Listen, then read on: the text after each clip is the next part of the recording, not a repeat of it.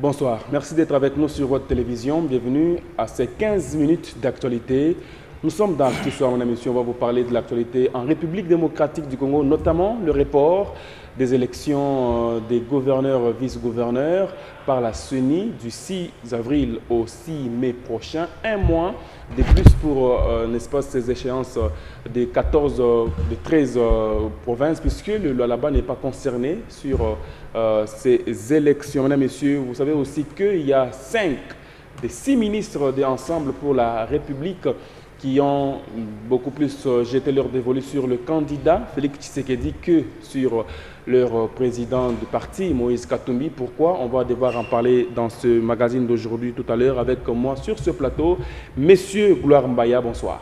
Bonsoir, monsieur Richard. Je rappelle que vous êtes cadre de Ensemble pour la République et aussi coordonnateur national de CICOC, qui signifie Citoyen Congolais Conscient. Justement. C'est quoi déjà? D'entrée des jeux, je suis très content d'être reçu sur ces plateaux, d'autant plus que ça fait un périodique dans lequel j'étais dans une période de convalescence. Et nous sommes encore en vie, nous poursuivons ces grands combats que nous nous sommes assignés derrière ces grands hommes politiques qui a une très grande vision pour la RDC. Il s'agit bien du président Moïse Katumbi Chapwe. Ok, merci et bon retour d'ailleurs, on peut vous le souhaiter. Merci beaucoup. Et parlez-nous d'abord de ces CICOC, Citoyens Congolais Conscients, c'est quoi? CICOC, c'est une ASBL que nous avions lancée près de 2 ans déjà, qui œuvre dans le social, notamment dans la sensibilisation, dans l'encadrement des jeunes. Nous sommes en train d'accompagner en fait les différents entrepreneurs, surtout en ce qui concerne les jeunes. Nous sommes en train de les encadrer et sur la question politique, nous sommes en train de porter tout haut le voix des démunis, les voix de ces gens, de ces populations qui sont un tout petit peu faibles en ce qui concerne leur situation sociopolitique. Donc, en bref, nous sommes dans le social, nous œuvrons pour le développement de la RDC. Ensemble pour la République demeure dans l'Union sacrée? Justement. Et à quel degré aujourd'hui? Bon, s'il faudrait parler en termes de degrés, le degré d'implication? Il est toujours le même, d'autant plus que la vraie motivation, c'est l'intérêt commun, qui est le social. C'est d'ailleurs ça qui faisait l'objectif le plus principal. Dans son début, donc dans la mise en place de l'Union sacrée de la Nation, si notre parti politique s'est assigné à être la partie, c'était également pour répondre aux attentes de la population. Donc nous sommes encore dans l'Union sacrée. Et les ministres qui sont dans le gouvernement de cette Union sacrée semblent tourner le dos à Moïse Katumbi. Bon, on sent que 2023, ça risque d'être assez bouleversant. Évidemment, il faudrait rappeler ici que ces changements, que ces basculades n'ont pas commencé aujourd'hui. C'était lorsqu'il y avait eu des tractations politiques avant même la mise en place de l'actuel gouvernement de Sama Lukonde. Les actuels ministres issus d'Ensemble n'ont pas attendu l'aval de leur propre parti politique. Ils se sont directement déclarés et ils voulaient à tout prix être de la partie dans le gouvernement actuel. Mais ce n'est pas une surprise, d'autant plus que c'est une expression d'une transhumance politique. C'est une expression d'un manque d'idéologie. Vous prévoyez déjà ça? Exactement. Vous voyez ça en eux? Exactement. Il n'y a pas que le 5 députés. Vous allez vous rappeler qu'il n'y a pas que le 5 ministres, et j'y arrive. Vous allez vous rappeler pas plus tard qu'il y a quelques mois passés, qu'il y a un groupe de députés qui se sont prononcés aussi sur la même position. Ça veut tout simplement dire une quarantaine, bon, à titre d'un chiffre qui n'est même pas vérifié, ce qui est vrai. Ça veut tout simplement exprimer, ça veut dire qu'il n'y a pas d'idéologie. Ça remet en cause notamment la probité morale de la classe politique congolaise. Et ici, il y a lieu de rappeler à la population congolaise, que nous sommes d'ailleurs, que ça c'est la manie politique de la classe politique congolaise, excusez-moi de la tautologie, la manie de la classe politique congolaise. Quand vous voyez cette transhumance, quand vous voyez cette versatilité extrême, ça ne peut que dire ça. On peut dire qu'Ensemble n'a pas d'idéologie. Non, non.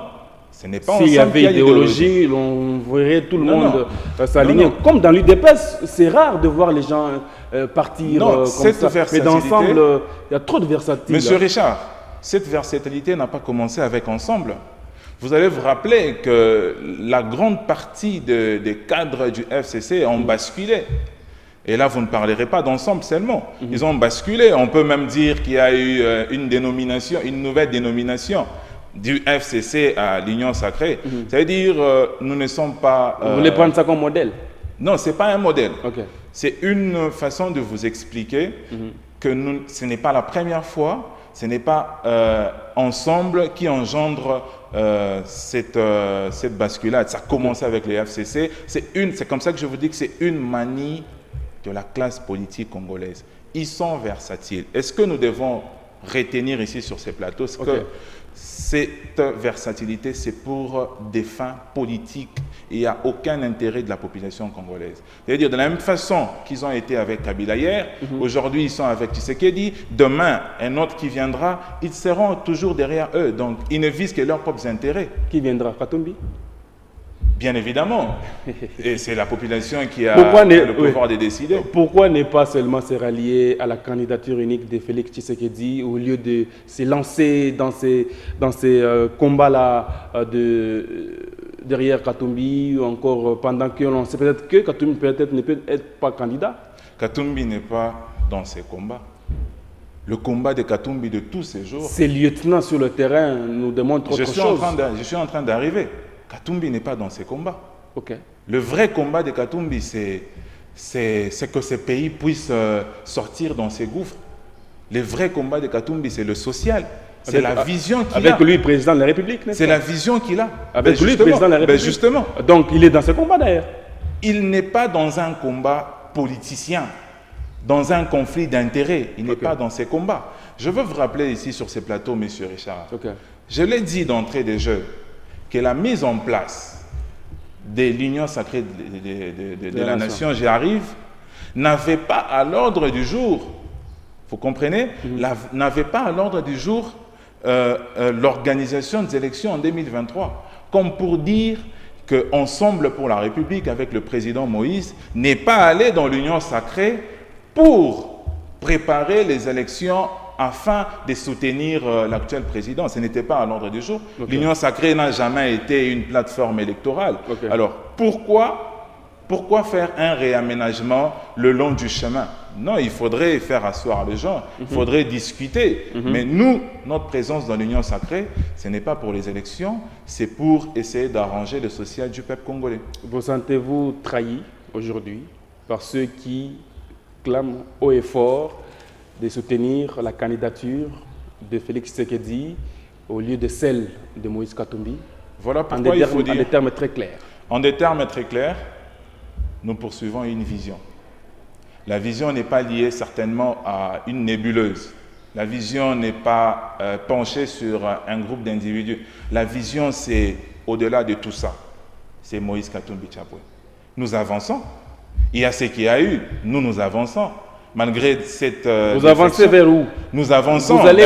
D'ailleurs, nous allons... Tout le monde a déjà les yeux tournés vers les élections pour changer les choses. Nous allons vers les objectifs principaux, les objectifs les plus nécessaires pour sauver ces pays. Vous l'avez vu d'ailleurs, pas plus tard que quelques jours, le président Moïse a inauguré le siège d'Ensemble au Katanga. C'est un bâtisse qui a des standards pratiquement internationaux. C'est quoi l'intérêt de la population? C'est une volonté, c'est une expression d'une volonté politique très forte qui est capable d'apporter des solutions aux vrais problèmes de ces pays. Les meublés sont partis, c'est tout. Vous dites... Qu'est-ce que ça a à faire avec la population? Non, qu'est-ce que je vous dis? Le siège d'un Je vais vous donner un exemple. Je vous donne un exemple. Vous voulez être bourgmestre d'une commune dans un pays, mais chez vous, à la maison, chez vous, vous n'avez pas de toilette. Vous pensez vraiment que quand vous serez à la gestion de la res publique, vous allez vraiment changer les choses? Le peuple d'abord. Non, non. C'est pour vous dire quoi? C'est lui On qui est sert capable. d'abord le peuple et puis il n'y a pas de problème. C'est pour vous dire quoi? C'est que la volonté s'exprime d'abord par son carré privé. C'est-à-dire, on commence chez toi, on voit si tu es organisé. Et puis, on peut te faire confiance pour te donner la responsabilité à la gestion de la RDC. Déjà, dans ton parti politique, déjà, le siège de celui-ci n'est ni propre, il n'est même pas équipé, il n'y a même pas de toilettes. Vous pensez vraiment que si vous venez à la gestion de la chose publique, vous allez changer les choses? Non, c'est comme ça que nous disons. Le fait qu'il y ait un baptiste de ce genre, c'est une expression d'une volonté politique très forte qui peut nous faire confiance, qui peut nous pousser à faire confiance à cet homme de Moïse Katumbi pour espérer un changement dans les jours à venir. Vous voulez nous faire croire que Moïse Katumbi n'a plus rien à gagner dans ce combat politique? Il se suffit déjà? Non, non, je ne veux pas dire ça. Donc, je ne veux pas dire ça. Vous m'avez posé la question de savoir l'avenir d'Ensemble pour la République. Où est-ce qu'on va? C'est comme ça que je vous dis. Peu importe cette défection, ça ne nous fléchit pas. C'est vrai, ça nous dérange en politique, ça nous dérange. Mais il y a aussi une chose qu'il faut retenir. C'est comme ça que je vous ai parlé tout à l'heure de la vision. Cette vision qui a en son sein le leader Moïse Katumbi Tshapwe a la capacité, je dis bien à la capacité de faire des grands hommes politiques au rang de tous ces ministres-là qui n'ont pas de position. C'est comme ça que quand vous allez même dans notre parti politique Ensemble pour la République, vous allez vous rendre compte qu'il y a une même mise très importante sur le genre et sur la jeunesse congolaise que nous représentons d'ailleurs sur ces plateaux. Ensemble pour la République demeure, vous l'avez dit tout à l'heure, dans l'Union sacrée pour la Nation.